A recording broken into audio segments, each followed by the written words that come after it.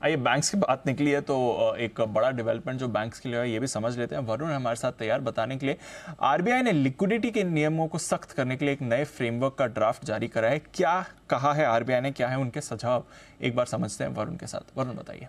तो दीप, आरबीआई ने बेसिकली अगर आप देखेंगे तो ये ड्राफ्ट पेपर लेके आए हैं और बेजल 3 के अंतर्गत जो एलसीआर है उसके लिए ड्राफ्ट पेपर जो है वो लेके आया गया है। इसके तहत एलसीआर के अंदर जितने कंपोनेंट्स होते हैं उसको कहीं ना कहीं आरबीआई ने उसके नियम जो है वो कड़े करने की यहाँ पे कोशिश की है। जैसे कि जो हाई लिक्विड एसेट रहते हैं उसको ज़्यादा रखना पड़ेगा। आरबीआई ने कहा है कम से कम 30 दिन तक आपकी लिक्विडिटी को सपोर्ट करे इतने हाई लिक्विड एसेट्स जो है वो बैंक को अपने पास रखने पड़ेंगे। रिटेल डिपॉजिट के जो रन ऑफ फैक्टर है उसमें 5% के आसपास की बढ़ोतरी की गई है। नॉन फाइनेंशियल स्मॉल बिजनेस के जो कस्टमर्स है उनके अनसिक्योर्ड फंडिंग को रिटेल डिपॉजिट में गिना जाएगा, ये कहा गया है। Level 1 high quality liquid asset जो है इसको मार्केट वैल्यू से ज़्यादा आप नहीं ले सकते, आपको उसको मार्केट वैल्यू पे ही कहीं ना कहीं वैल्यू करना पड़ेगा। इसके अलावा जो गवर्नमेंट सिक्योरिटीज़ है उसमें हेयर कट लेना पड़ेगा।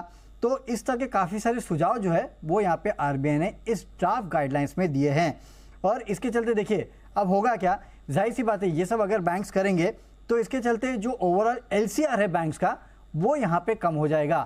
अब देखिए एलसीआर कम होना तो इसके दूसरे इम्पैक्ट जो है वो काफ़ी ज़्यादा होते हैं। जैसे कि एलसीआर अगर आपका कम हो गया तो जाहिर सी बात है या तो आप डिपॉजिट्स को बढ़ाएंगे या तो आप अपने एडवांसेस को कम करेंगे।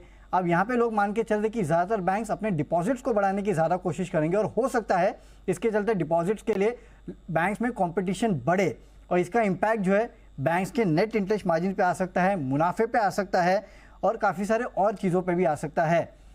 लेकिन एक बात इसमें अच्छी भी होने के चांसेस है और वो ये है कि अगर बैंक्स यहाँ पे डिपॉजिट पे फोकस करेंगे तो हो सकता है आने वाले दिनों में इनका सीडी रेशियो जो है वो सुधर सकता है। लेकिन ये तो वक्त बताएगा कि किस तरह से बैंक्स इसको मैनेज करते हैं।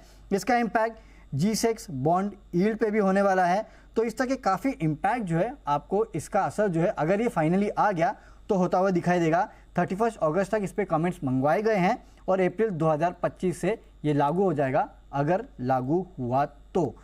इसके चलते एक बैंक तो खास आप फोकस में रखेगा, फेडरल बैंक, क्योंकि अगर ये होता है तो सबसे कम एलसीआर किसी का अगर हो जाएगा तो वो फेडरल बैंक का होगा। देखना होगा बैंक्स आगे जाके किस तरह के अपनाते हैं कहीं ना कहीं तरीके अपने एलसीआर को लेवल पे रखने को, क्योंकि आरबीआई का नियम है 100 का।